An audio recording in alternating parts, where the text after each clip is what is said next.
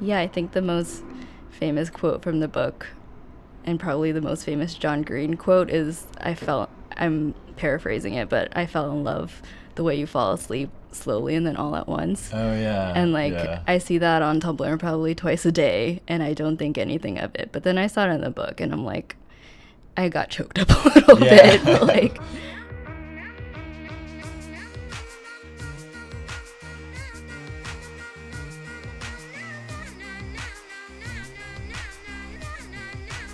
Hello and welcome to On Books. Chris here. So today's book is The Fault in Our Stars by John Green.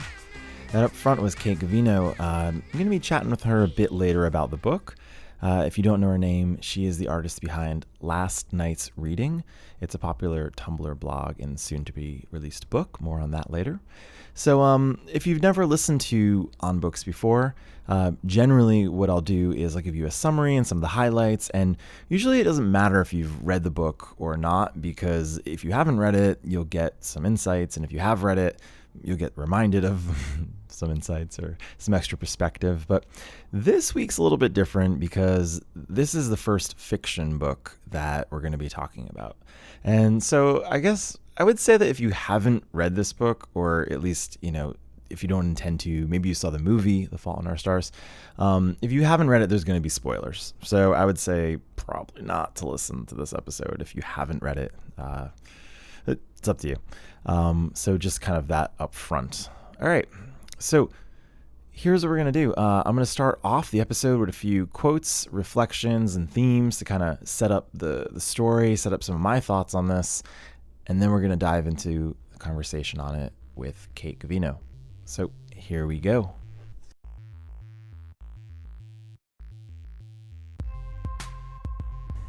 All right, so I want to start off with who is John Green. So John Green, I'm inspired by this guy.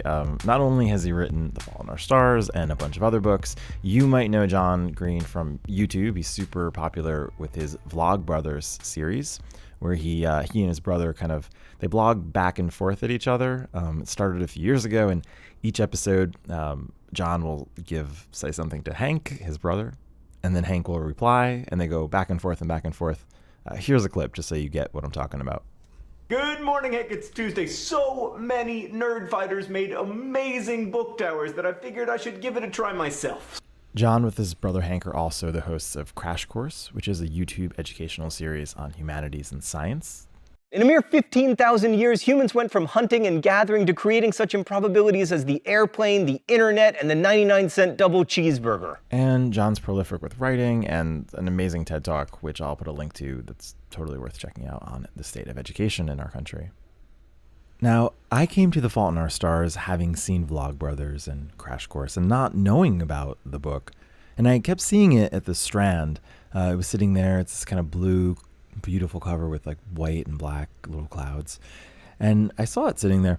And I read about what the title was, and that really drew me in. And I want to read that for you because I think it's just such a like powerful, sweet kind of meaning. It's based on the Julius Caesar quote from Cassius, and he says, "The fault, dear Brutus, is not in our stars, but in ourself, that we are underlings."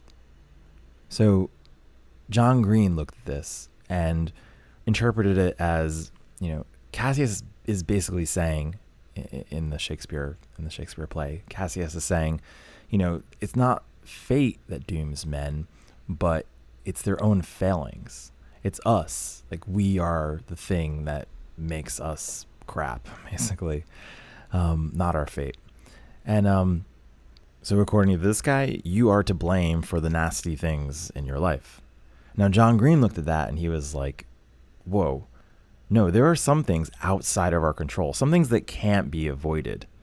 With Hazel and Augustus in the book, they didn't do anything to cause their cancer, to cause their situation. It was something that was put upon them. It's something they can't change, they can't avoid, right?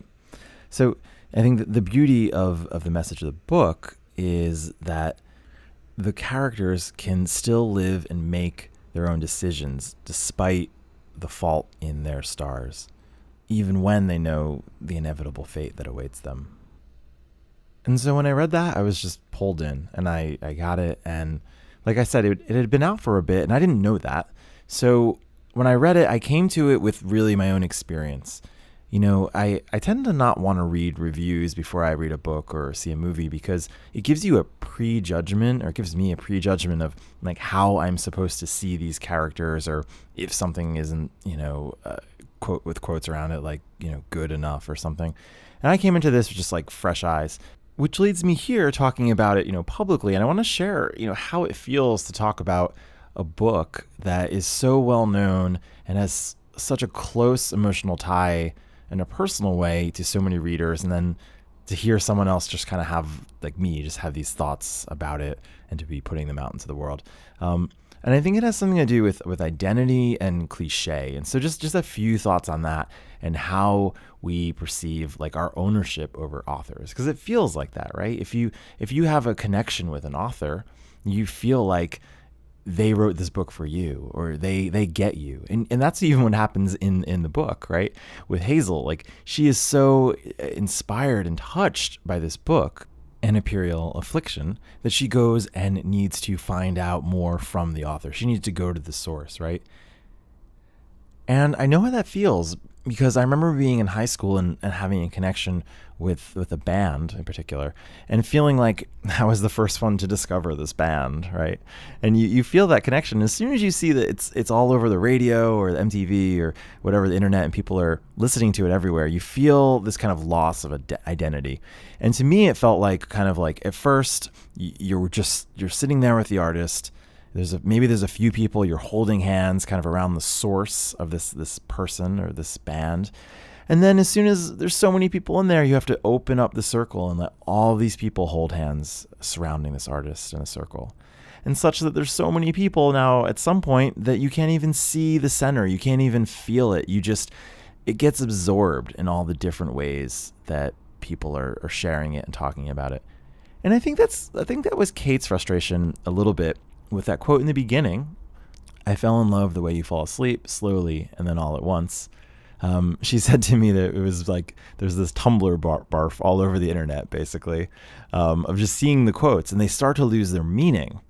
And there's a good thing and a bad thing with that. And I think that's the part that has to do with cliche. I think the first time John Green is saying this, the reason it resonates with me so, deeply, is that with great writing, the author has the power to make something familiar, like a story about love or a story about death, these stories that we've heard over and over and over again. With great writing, you can make these feel new. And so if you're reading that for the first time, it feels new. And at some point, it jumps the shark and it becomes kind of cliche, right? You can't feel it anymore. And that's where I felt with rereading this book and seeing these quotes in context. It really breathed life into the first time that I read it. And that's the difference between how I look at the circle of that source now. Back in high school, I saw it as unfortunate because you lose your identity. You lose that connection with the author. But now I see it as an opportunity to look to the left and the right and people around me and see how they are interpreting the story and get new angles on it. And I feel fortunate to have people to talk with books about, and I think that makes me exciting because I know that there's a lot to be learned, and so that's an optimistic lesson for me. All right, so I'm going to have John Green read a few of the first pages of the book, and then I'm going to jump right into my discussion with Kate, where we're going to talk about it. So stay tuned.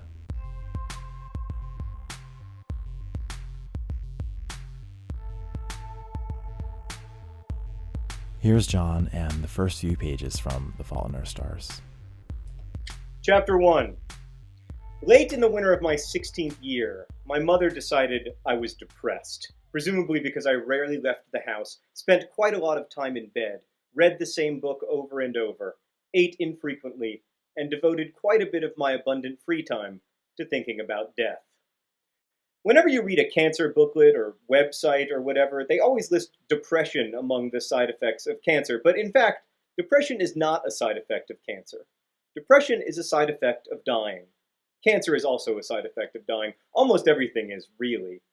But my mom believed I required treatment, so she took me to see my regular Dr. Jim, who agreed that I was veritably swimming in a paralyzing and totally clinical depression, and that therefore my meds should be adjusted and also I should attend a weekly support group.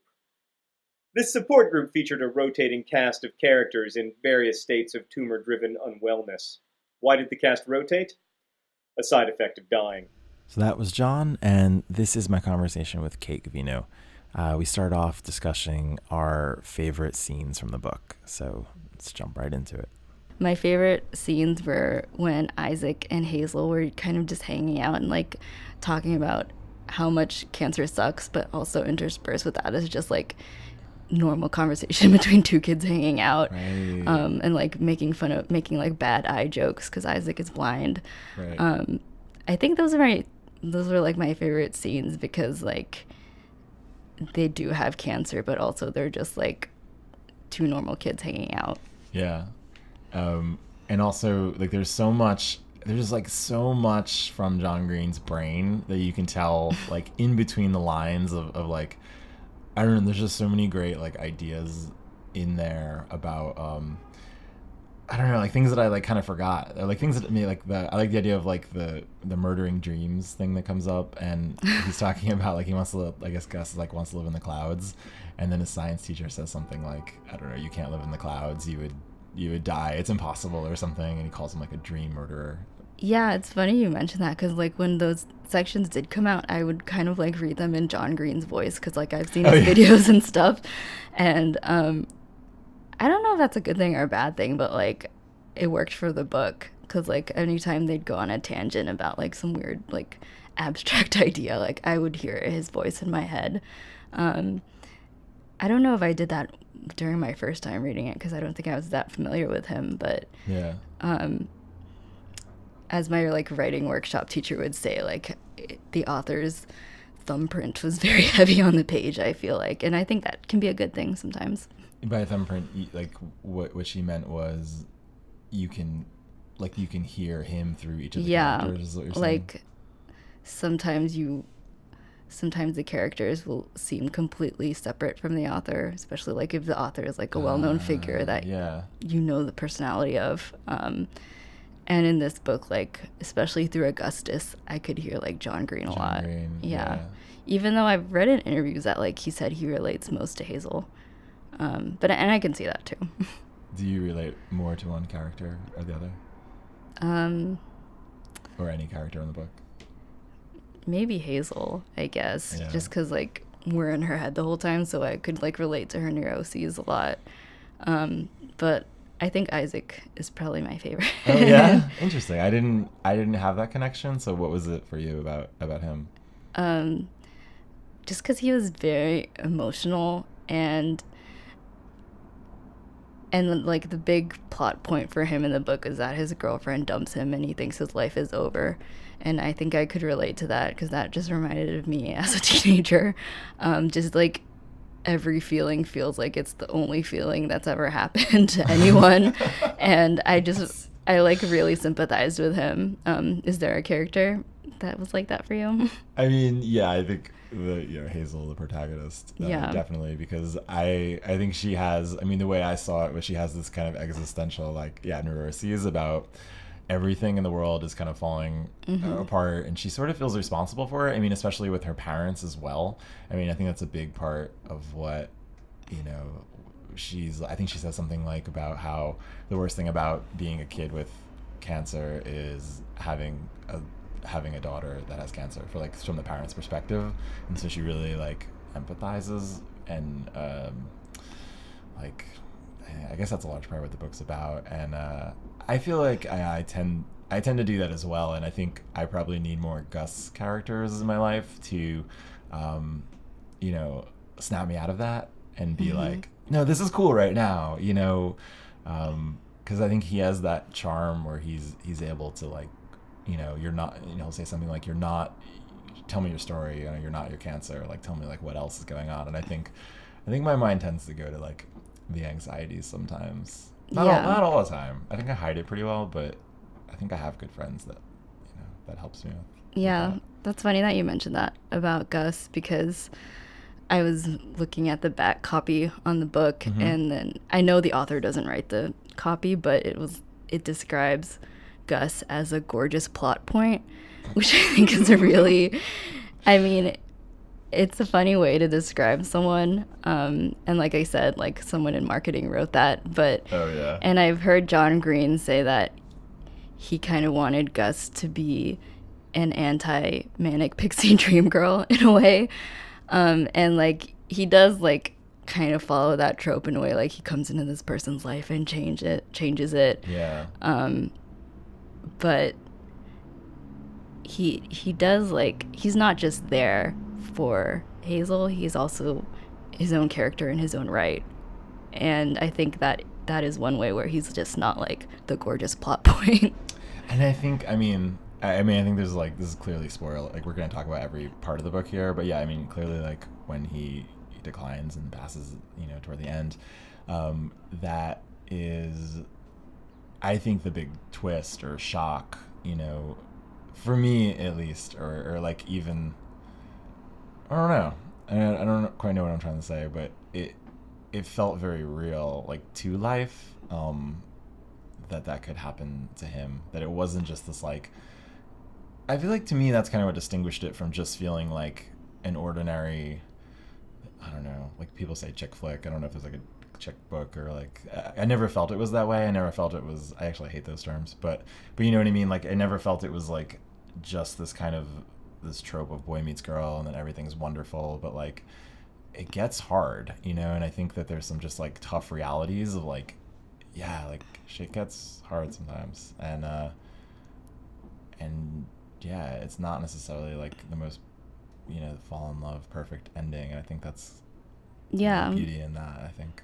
And I think the ending worked really well in that sense, because it didn't just end with him dying and then she like kind of just like mourning him, and then because like throughout the book they're kind of like, they're aware of like all the cancer love story tropes, and I think the ending does a good job of kind of like upending it in a way that like it's just not like the sad lovelorn girl, but like she definitely, like, I don't like using this term, but learns something at the end, and it's not just like that true love exists or whatever, it's just that like it really like changed her perspective in terms of seeing her own illness in relation to other people. Yeah.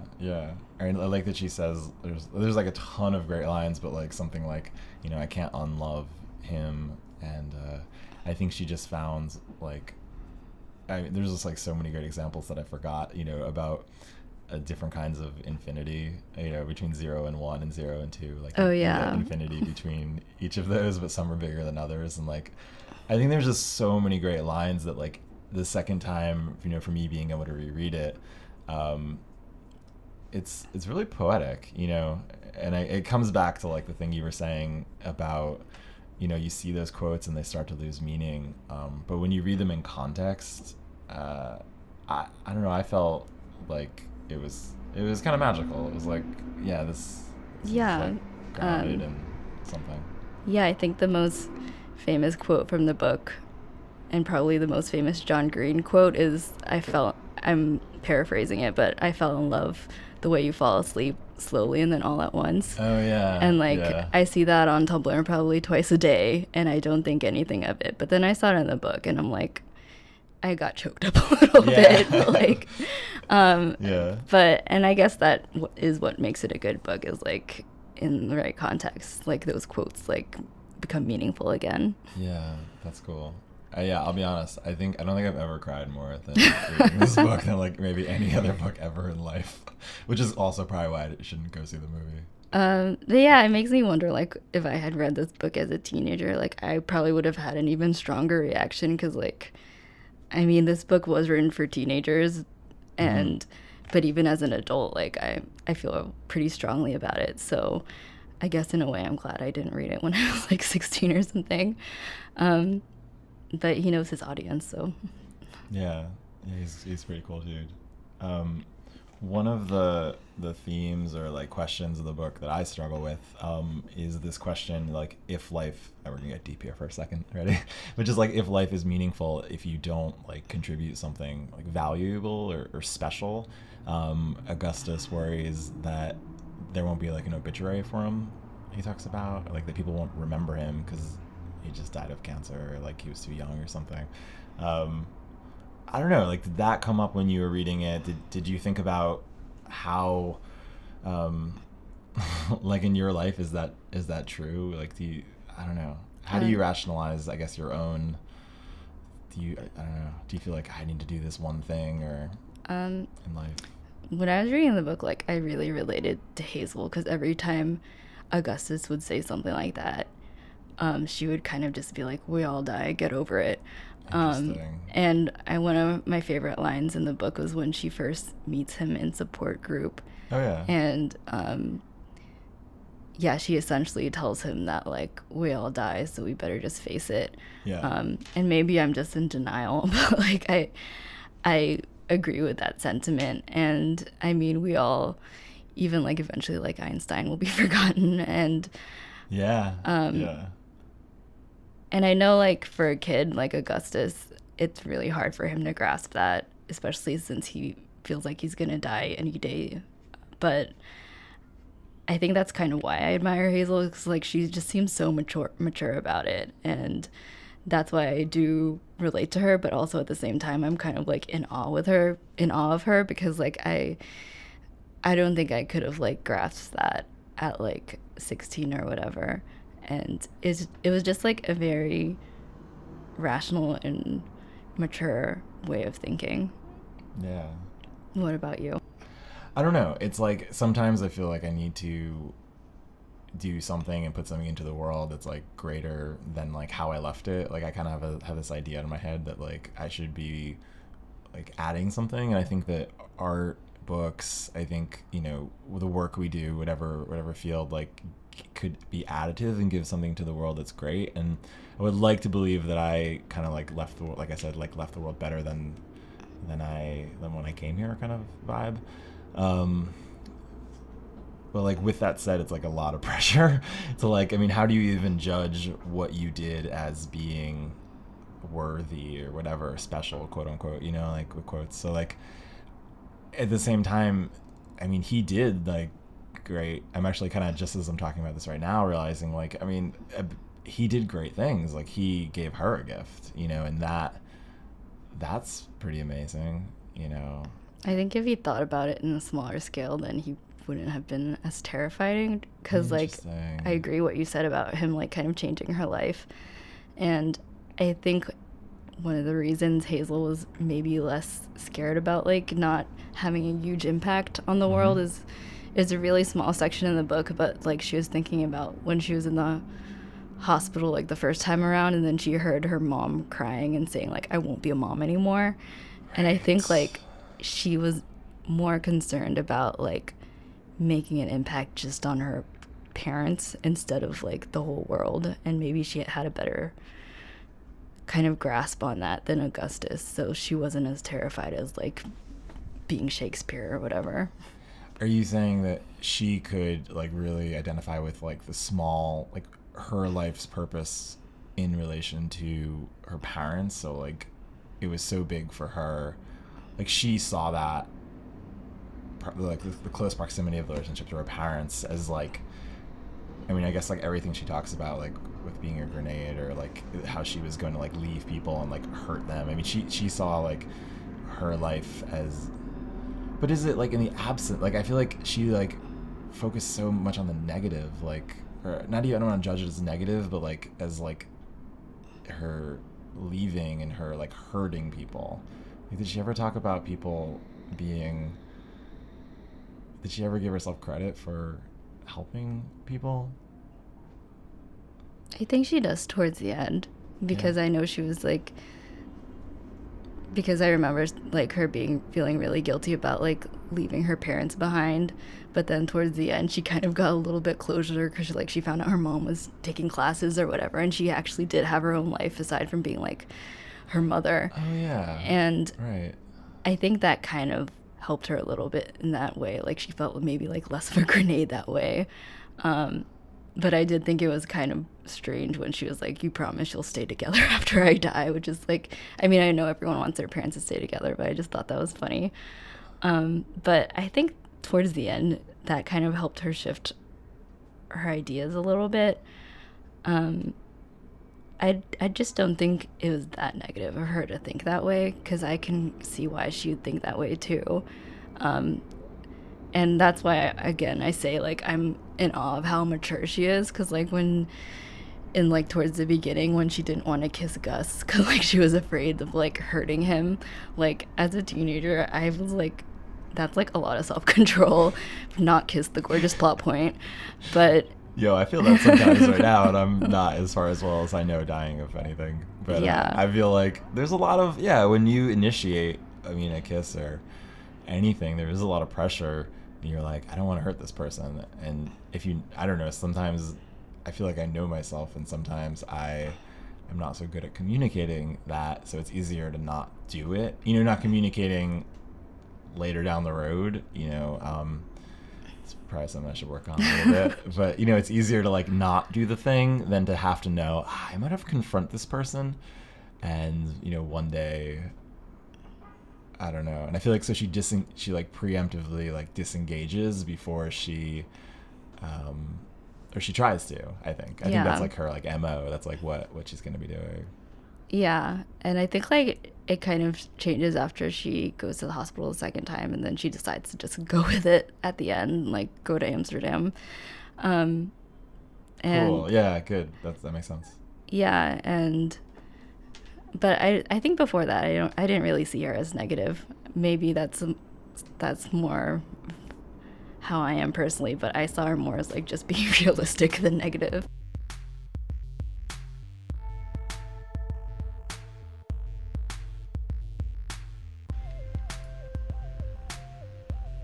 All right, so thanks again to Kate Gavino for coming by and chatting with me about The Fault in Our Stars. She's the artist behind Last Night's Reading, and you can check out Last Night's Reading at lastnightsreading.tumblr.com. The book is also coming out, and that will be out on October 27th, so check that out. If you like On Books, please subscribe at iTunes, or if you have an iPhone on your podcast app, you can just search for On Books. I'll put show notes and quotes and some links on my site at castig.org. That's castig.org. If you'd like an audio version of the book, it's on Audible, and I have a special coupon set up at audibletrial.com/onbooks, all one word. If you're new to Audible, you'll get that for free. Music is by Taylor Bentz and Birdstar. And thanks again for listening to On Books. I'll have a new book ready for you next week. See ya.